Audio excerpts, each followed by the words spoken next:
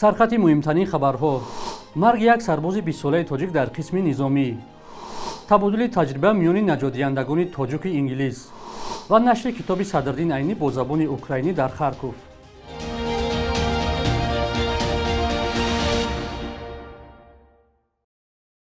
درود بیننده‌های عزیز، برنامه نوید بامدادی را با خبرها از تاجیکستان و جهان از استودیوی رادیو آزادی در دوشنبه تقدیم می‌کنیم.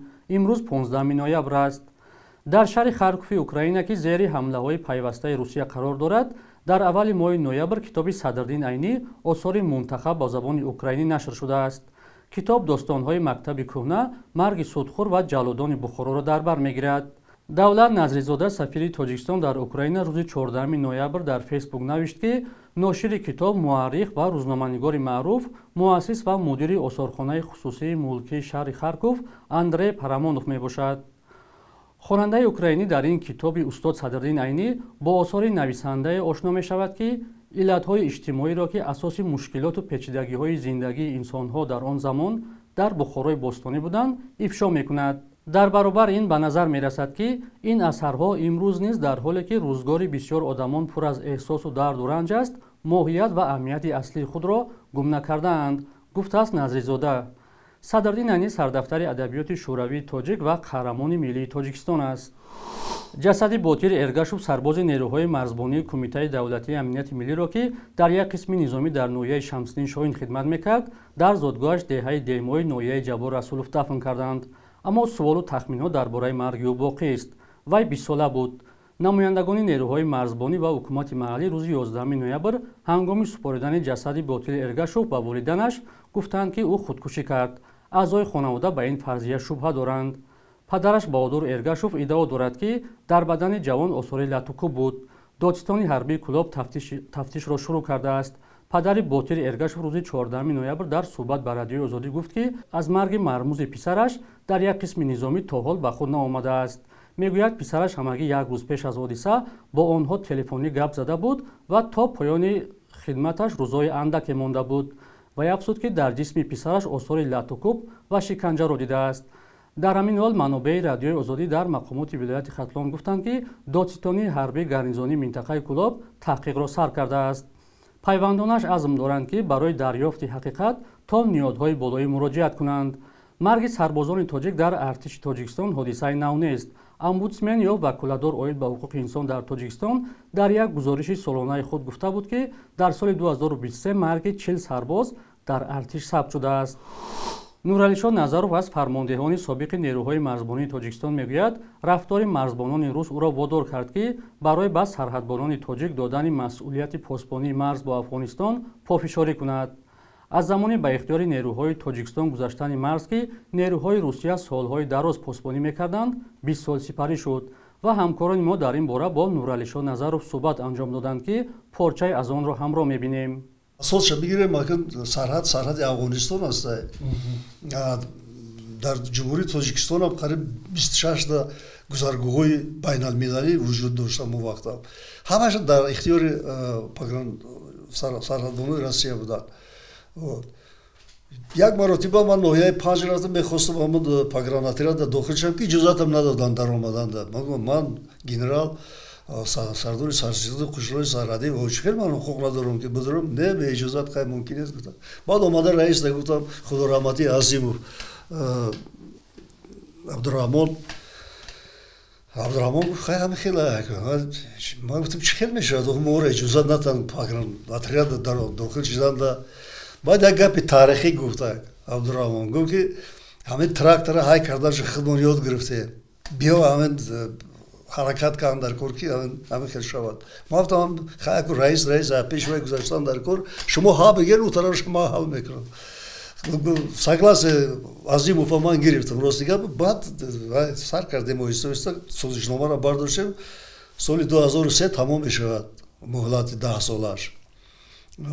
дар ҳақиқат як пункти ҳамон созишномаи соли 93 созишномаи байни ҳукуматӣ ба Тоҷикистон қати Россия имзо кардагӣ. соли 93 вазъият ба ҳама маълума ки чӣ дар кадом ҳолат буд. як пункт нашли ки по мере восстановления пограничных войск Таджикистана может передаваться поэтапно в участки государственной границы с Афганистаном. Аму пункта мо часп медем дигар. Мо мо созжнома эсари нав мекунем, лекин шунои саради мо дар ҳақиқат бояд ки хати якум да бошад. Бояд ки ҳамаи гузаргоҳо дар ихтиёри мо бошад. Ҳамин масъала то соли 2003-2004 аввалоша давом кард. Як ҷаласаи ҳукумат ҷаноби олӣ ҳақиқатан мара пурсид. Гӯки Назаров мо ай оҳдаи ҳамин аре шумо аз оҳдаи ҳифзи сарҳад мебуроед ё не? Ман гуфтам муҳтарам ҷаноби олӣ ба дастгирии шумо дар ҳақиқат мо аз оҳдаш мебурем, 100% аз оҳдаш мебурем. Нуралишон Назаров аз соли 2003 то 2006 раиси ситоди Кумитаи ҳифзи сарҳадоти давлатӣ буд ва суҳбати муфассали ӯ ба зудӣ дар вебсайти озодӣ.орг ва канали Озодӣ видео дар YouTube нашр мешавад.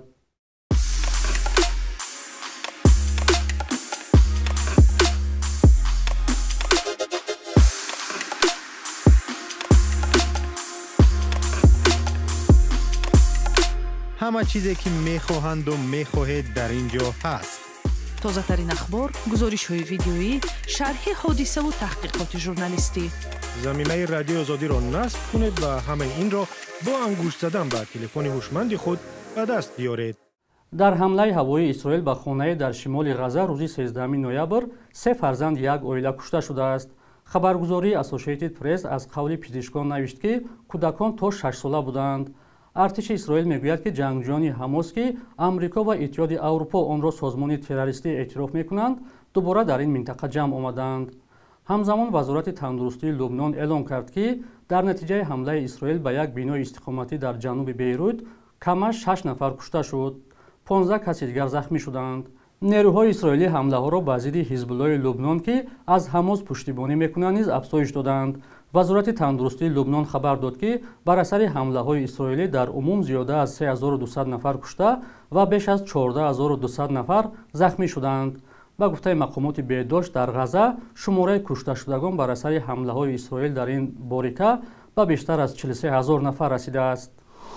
برای باری اول یک هیئت نجات دهندگان انگلیس به دوشنبه سفر نموده با همتایان تاجیک خود تبادل تجربه کردند. با اطلاع کمیته ایالت‌های فوق‌العاده تاجیکستان سفر این هیئت 4 نفره تا 15 نوامبر ادامه یافته. آنها طی 2 روز گذشته با وضع بخش نجات کشور و نیازهای آنها آشنایی پیدا کردند.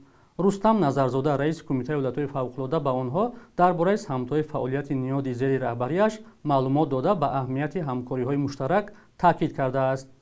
این هیئت با فعالیت مرکز اداره‌کنی حالت‌های بحرانی و ریاست خدمات مخصوص جستجو نجات کمیته ایالت‌های فوق‌العاده شناس شدند. هدف از این بازدید تبادل تجربه، ارزیابی مهارت و قابلیت و تجهیزات نجات بخش جزء تام‌ها، همچنین معین کردن نیازهای واکنش به حالت‌های فوق‌العاده بخصوص در سمت جستجو و نجات است.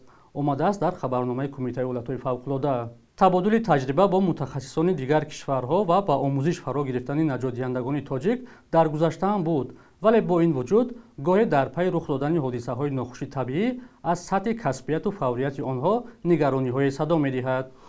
بخش یک روزی تاریخ را همکارمان خیرامان بقازاده آماده کرده است که تحولات مهمترین تاریخ را در روز 15 نوامبر فرا می‌گیرد.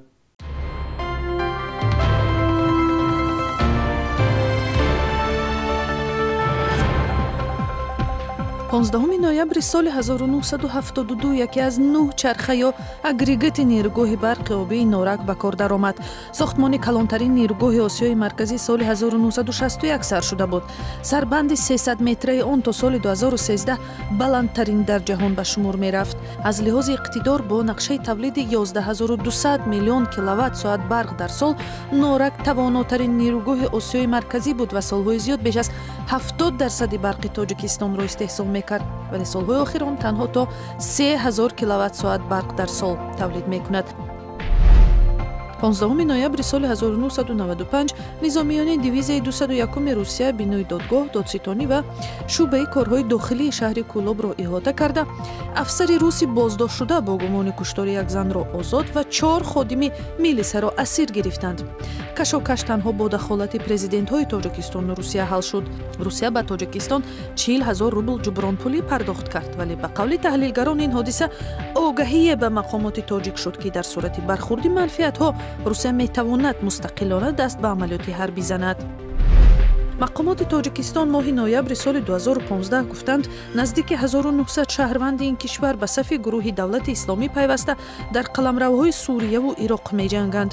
бархе фарзанд, ҳамсар ва ҳам модарони худро бо худ бурданд. бовар меравад ки баъди пок шудани қаламравҳои ховари миёна аз ҷангҷӯёни давлати исломӣ аксари онҳо кушта шуданд, вале ҳамоно садҳо зану кӯдакони бесаробон мондаи ҷангҷӯён дар зиндону боздоштгоҳ ё урдугоҳҳои сурияву ироқ нигаҳдорӣ мешаванд. صبح امروز بانک ملی تاجیکستان ارزش اسعار خارجی را در برابر سامانی چنین مقرر کرده است که آن میتواند از بانک‌های تجارتی فرق کند.